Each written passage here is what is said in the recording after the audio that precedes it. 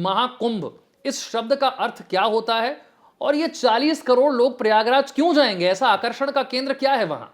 बिल्कुल, आपने ठीक नोट पे बात कही विशाल कि कुंभ मतलब अगर हम अपनी बॉलीवुड की पिक्चरों में चले जाएं तो कुंभ में 2 बच्चे खो गए थे, ये 2 भाई कुंभ में बिछड़ गए थे, मतलब इतनी अव्यवस्था है कि आप जाएंगे तो वहाँ तो ये मेमोरी बन जाती है बैक ऑफ द माइंड कि कुंभ क्या है। देखिए, शाब्दिक अर्थ से शुरू करते हैं। कुंभ क्या है? एक बर्तन, एक कलश, एक घड़ा। अब इस कलश की इतनी इंपॉर्टेंस क्यों है? मतलब वो कुंभ मेला वो नहीं है जहाँ मटके मिलते हैं, है ना? तो ये कुंभ इसकी कलश क्यों? तो उसके हमें थोड़ा समय बिताना पड़ेगा उसकी पौराणिक स्टोरी पे। कहानी शुरू होती है एक ऐरावत हाथी के इतराने से। अब आपको लगेगा ये कैसे? ऋषि दुर्वासा थे। ऋषि दुर्वासा ने एक माला पहनाई देवेंद्र को। इंद्र जी ने अपने हाथी को पहना दी। ऐरावत उनका बड़ा चहेता हाथी था, उनका वाहन था, उसको पहना दी। उसको उसकी खुशबू बहुत ज़्यादा लगी, उसने उसको सूंड से ज़मीन पर पटक दिया ऐसे ही। तो अब दुर्वासा ऋषि ने देखा कि मैंने माला पहनाई देवेंद्र को और वो ज़मीन पर पड़ी है। क्रोधित होते थे, आपको दुर्वासा ऋषि के श्रापों के बारे में तो बहुत चर्चा है। तो उन्होंने इंद्रदेव को ही श्राप नहीं दिया, पूरे देवलोक को श्राप दे दिया कि तुम्हारी शक्ति, तुम्हारी संपदा, तुम्हारा जो वैभव है, सबसे तुम विहीन हो जाओ। और फिर क्या था? वो ऐरावत हाथी भी लुप्त हो गया, लक्ष्मी जी लुप्त हो गई, चंद्रमा लुप्त हो गए, मतलब बिल्कुल ये लोग जीर्ण शीर्ण हो गए, पूरा देवलोक जीर्ण शीर्ण हो गया।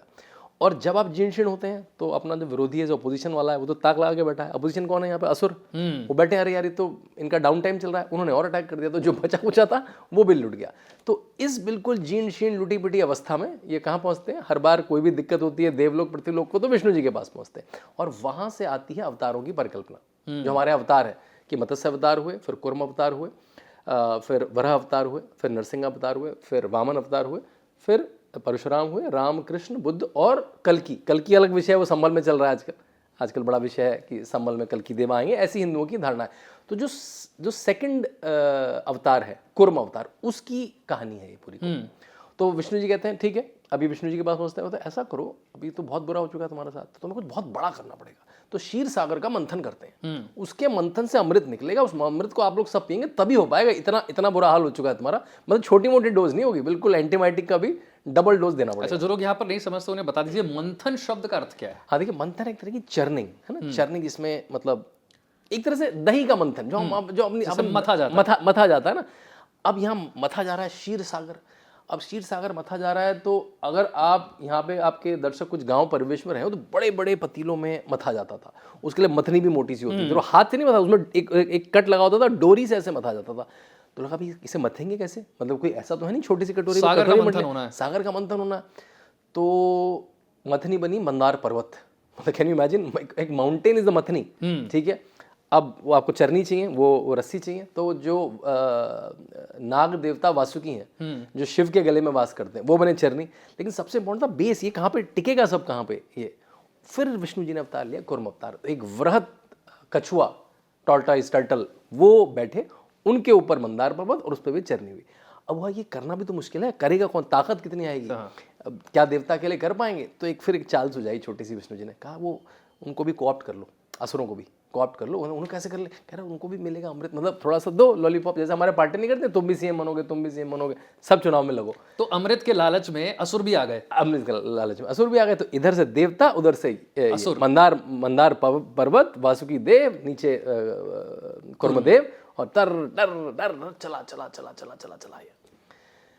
अब उसमें से ऐसी बात थी, इसमें से रत्न निकलेंगे, और एक ही रत्न निकलेगा, अमृत भी निकलेगा और भी रत्न निकलेंगे। मतलब इतना प्रेडिक्टेबल, जैसा ना अब आपने कुकर बनाया तो उसके अंदर से थोड़ा अनप्रेडिक्टेबल भी हो सकता है। अल्टीमेट गोल अमृत पाना था, लेकिन उसके रास्ते में कुछ भी निकल सकता है, कुछ भी आ सकता है, अच्छे बुरे रत्न दोनों आ सकते हैं। अब सबसे पहला जो है वो हलाल, मतलब द विष भी नहीं, मतलब हलाल मतलब द पॉइजनस पॉइजन, हल्का फुल्का विष नहीं है। और वो ऐसा हो गया, लोगों को लगा देवता और असुरों का, ये तो हमने अमृत पाने के लिए करा था, ये तो सृष्टि का नाश कर देगा, ये तो धरती का, आकाश का, पाताल लोक सबका नाश कर देगा। अब इसका क्या, देवता भी पीछे हो गए, असुर भी पीछे हो गए। और फिर आए शिव, भगवान शिव कैलाश पर्वत से उतर गया और उन्होंने उसका पान कर लिया। और पूरा ब्रह्मांड देख रहा था कि भाई कैसे पचा जाएंगे। पार्वती हैं, जैसे हमारे यहाँ स्त्री की जो शक्ति है उसका कितना महत्व है, और उन्होंने अपनी शक्ति से उनके कंठ पर रोक दिया, और इसीलिए शिव जी को नीलकंठ कहते हैं। वही मैं आपको दिखाऊंगा, हमारे पूरे कथानक में आप देखिएगा कुंभ से जुड़ी हुई बहुत सारी चीजें हमारे आसपास हैं। जैसे जो हमने समुद्र मंथन शब्द लिया, मैं लिटरेचर फेस्टिवल कार्यक्रमों में जाता हूँ, उनमें आदियों का नाम मंथन होता है। मंथन मतलब विचारों का मंथन। वो आया कहाँ से? समुद्र मंथन से, कि विचारों का मंथन होगा तो नई नई चीजें निकलेंगी, ज्ञान निकलेगा। तो आप देखेंगे बहुत सारे शब्द, शब्दावली, जो ग्रामर है हमारी, वो कुंभ की कहानी से आती है। One of the very fundamental stories. इसके उदाहरण कहाँ कहाँ आता है? मैं कुंभ की स्टोरी पे वापस आता हूँ। मतलब जब विश्वामित्र जी राम लक्ष्मण को लेके जा रहे हैं ताड़का सुबाहु मारीच को मारने के लिए, उनको कहानी सुनाई, बहुत लंबा रास्ता है, कैसे समय बिताने के लिए करना है कुछ काम, तो उनको वो गंगा के अवतरण की कहानी सुना रहे हैं, उनको कुंभ की कहानी सुना रहे हैं। तो मतलब उस समय से रामचरितमानस से लेकर वाल्मीकि रामायण में इसका उदाहरण है। दुख की बात है कि किसी ने आज कहा है कि कुंभ तो वक्त की जमीन बो रहा है। मतलब जो इस्लाम 1400 साल पहले आया है उसकी जमीन है, जिसका विवरण आपको ऋग्वेद में मिलता है, जिसका विवरण आपको रामचरितमानस और रामायण में मिलता है। आते हैं कुंभ की कहानी में, ठीक है। अब हलाल हो गया तो नीलकंठ तक पहुंच गए। नीलकंठ में सेटल हो गई स्टोरी कि भाई ये तो गया, सबसे जो डेडली रत्न था, जो आउटकम हलाल था, का पान तो शिव जी भगवान ने कर लिया, शिव ने बचा लिया। ठीक। तो अब आते हैं, अभी नेक्स्ट क्या, नेक्स्ट अब और मथा गया। अब और मथा गया। अब मैं बल्कि थोड़े नोट्स भी लेके आया हूं, जिससे मैं कुछ इतनी डिटेल्ड कथा है, कुछ मैं मिस ना कर जाऊं, ठीक है। अब जो लक्ष्मी जी चली गई थी, एक रत्न के ऊपर लक्ष्मी जी निकली। अब लक्ष्मी जी के आते ही वैभव वापस आया। सबसे पहले कुछ भी करना है तो सबके लिए आपको संपदा चाहिए, रिसोर्सेज चाहिए। लक्ष्मी जो वैभव दुर्वासा जी के श्राप से चला गया था, वो वैभव वापस आ गया। देवलोक का पहले वैभव आना शुरू, अभी शक्ति नहीं आई, अभी वैभव वापस आया, और लक्ष्मी जी विष्णु जी की संगनी, उनके साथ वो समाहित हुई। फिर और अप्सराएं निकली, रंभा निकली, मेनका निकली, पुंशतला निकली, और वो गंधर्वों के साथ उनकी संगनी हो गई। फिर निकली वारुणी, ये बड़ा रोचक है। वारुणी कौन है? वो सुरा की देवी है, मतलब मदरा की देवी है। और उसको ऑब्वियसली किसने ले लिया? असुरों ने ले लिया। इसलिए हमारे मदरापान असुरी टेंडेंसी माना जाता है। अब मना नहीं है, देखिए टेंडेंसी बता दी, आपको पीना है पी लीजिए, असुर जैसे बनेंगे, असुर जैसा बनना है तो ले लिए। तो उसको लपका किसने सबसे पहले? असुरों ने। और देवताओं ने जाने भी दिया, ठीक है, तो उन्हीं का आइटम है, हमारा आइटम भी नहीं है, ये उन्हीं का है, ठीक है। अब फिर उसमें दिव्य पशु निकले। सबसे पहले निकला कामधेनु। हमारे घर में घी की ब्रांड होती है कामधेनु। मतलब आपको बता रहा हूँ, हमारे जीवन में हमारे रेस्टोरेंट्स के नाम है कामधेनु, जहाँ पे दूध की मिठाइयाँ मिलती है। तो कामधेनु गाय निकली, इंद्र जी उसे देवलोक ले गए। फिर ऐरावत जो हाथी चला गया था, जहाँ से सारी कहानी शुरू हुई थी, वो वापस आ गया भाई, है ना, सारी कहानी शुरू हुई थी। फिर 7 घोड़ों का एक रथ निकला, उसे भी इंद्र जी, क्योंकि इंद्र जी राजा थे वहाँ के, वो ले गए। फिर निकले चंद्रमा। चंद्रमा का अपना एक अलग किस्सा है। चंद्रमा थे दामाद प्रजापति दक्ष के। अब प्रजापति दक्ष अपने दामादों से खुश नहीं रहते, वो शिव जी से भी खुश नहीं थे, तो उन्होंने चंद्रमा को अपना एक अलग शाप दिया था। तो वो अपने गर्त में गए हुए थे, तो वो निकल के आया, वो धारण कैसे हो? तो फिर शिव जी आया, शिव जी ने उन्हें अपने सिर पर धारण करा। तो शिव जी का जो हम आज का स्वरूप देखते हैं, जिसमें जटाओं से गंगा निकल रही है, जिसमें डमरू है, जिसमें त्रिशूल है, उसमें चंद्रमा बड़ा इंपॉर्टेंट है। तो वो भी कुंभ का प्रतीक है। मतलब आपके घर में कुंभ है बहुत सारा। गले में जो विष है वो भी मथने से निकला है, मंथन से, बिल्कुल। और जो चंद्रमा है वो भी मंथन से, और जो गले में सर्प है वो मंथन के लिए इस्तेमाल हुआ है। मंथन के लिए इस्तेमाल हुआ। हाँ, तो मतलब हमारे घर में प्रतीक है, हमने उसमें नोटिस नहीं करा, हमने ध्यान नहीं दिया। हमारे घर में जिसके भी शिव का चित्र है, शिव का चित्र तो है, आपने तो शिव पुराण, शिव चालीसा पढ़ते हैं, तो उसमें चित्र बना होता है, तो उसमें सब कुंभ के प्रतीक है, एलिमेंट्स हैं, हमने उस पर ध्यान नहीं दिया, ठीक है। और निकला चंद्रमा, निकले शिव जी ने धारण करा। फिर निकला पारिजात, एक पेड़। पारिजात का है, जिसको हम लोग आम भाषा में रात की रानी कहते हैं, बहुत ही खुशबूदार होता है। और इंद्र जी ले गए उसको और उन्होंने देवलोक में लगा दिया। फिर ऐसा कहते हैं युगांतर में कृष्ण जी की और इंद्र जी का झगड़ा हुआ उस पर कि ये कहाँ पे हो, और कृष्ण जी उस झगड़े में जीत गए और उसको धरती लोक पे ले आए। तो जो आप पारिजात देखते हैं वो कृष्ण जी का लाया हुआ पारिजात है, उसको बहुत दिव्य पुष्प माना था। तो आपको देखा पूजाओं में इस्तेमाल उसका बहुत ज़्यादा होता है। और ऐसा भी कहा जाता है कि पारिजात के फ्लावर को कभी आपको चुनना, तोड़ना, प्लक नहीं करना चाहिए।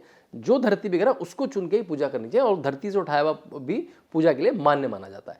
तो जब भी आप पारिजात इस्तेमाल करें, रात की रानी इस्तेमाल करें, अब यार ये भी कुंभ की परंपरा से आता है। मतलब मैं ये बार बार इसलिए कहना चाह रहा हूँ, इवन हमारी रोजमर्रा की जिंदगी में कितनी सारी चीजें हैं जो दिख रही हैं, हमने उसे नोटिस नहीं करा, ठीक है।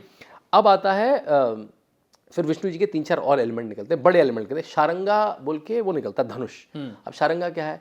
शारंगा उन्होंने अपने परशुराम रूप में, राम रूप में, कृष्ण रूप में जो धनुष इस्तेमाल करा, वो शारंगा है। अच्छा, वो शारंगा धनुष है। फिर निकला पंचजन्य शंख निकला, और वो शंख क्या है? जो कृष्ण जी का शंख है, जिससे उन्होंने महाभारत का उद्घोष करा, और महाभारत खत्म होने पे धर्म की स्थापना भी कही कि धर्म की स्थापना हुई, ये पंचजन्य से हुआ।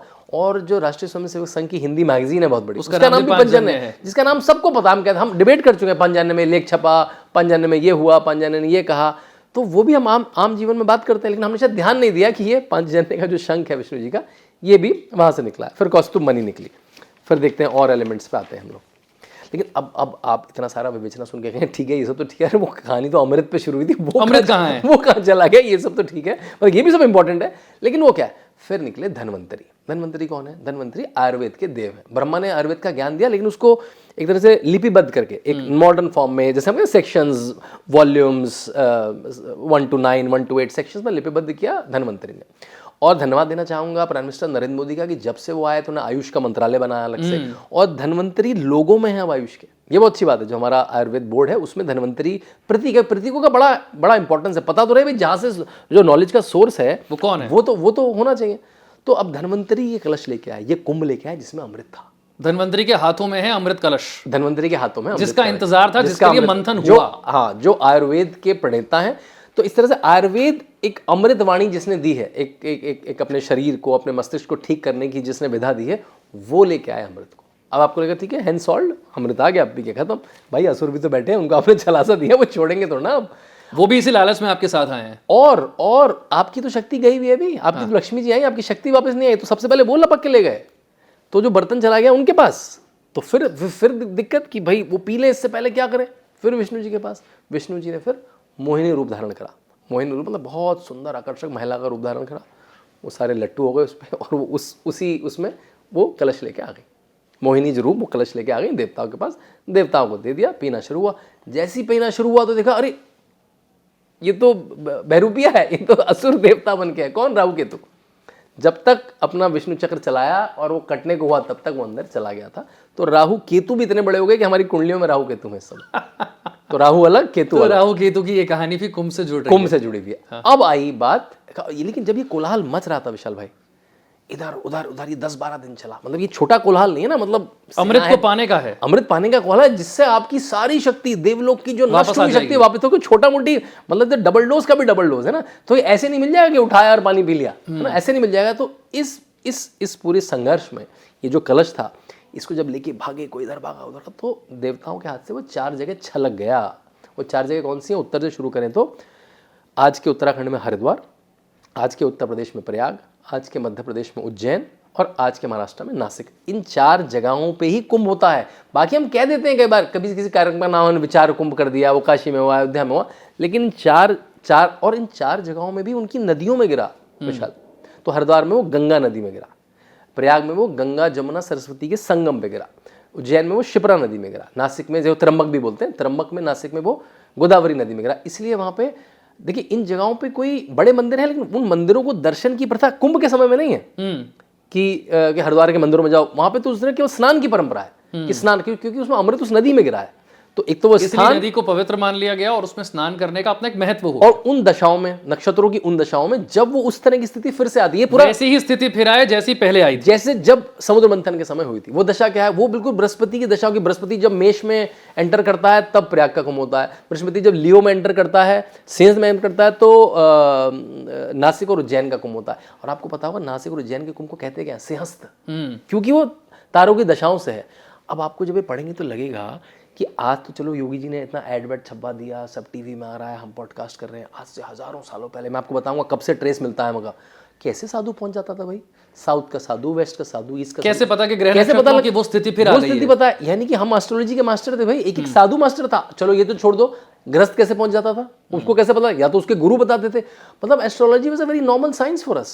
हमें पता है था तारों की स्थिति के। आज 6 साल वाला आया है, आज 12 साल वाला है, आज प्रयाग वाला है, आज हरिद्वार वाला है, आज उज्जैन वाला है, आज नासिक वाला है।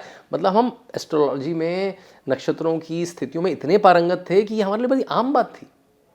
तो बहुत सारी भ्रांतियां इससे खत्म। तो इन 4 स्थानों में, इन 4 नदियों में और उन दशाओं में स्नान करके जो पुण्य मिलता है, मतलब उसके मेडिकल फायदे भी लोगों ने दिखाए हैं कि उस समय, और उसके जैसे हम कहते हैं कि भाई हम लोग सब अपने अच्छे बुरे कर्म संचित करते हैं, तो आपके बुरे कर्म फल को कटने के लिए आपने अगर प्रयाग कुंभ का उत्तर प्रदेश सरकार का स्लोगन देखा, आओ हमारे पुण्य फले हम सब कुंभ चले, तो आपके पुण्य अर्जित करना, अपने कर्मों को काटना, अपने जो नेगेटिव कर्मों को काटना, इसके लिए आप लोग सब कुंभ जाते हैं। तो आपका छोटा सा प्रश्न था, थोड़ा विस्तार से जवाब देना।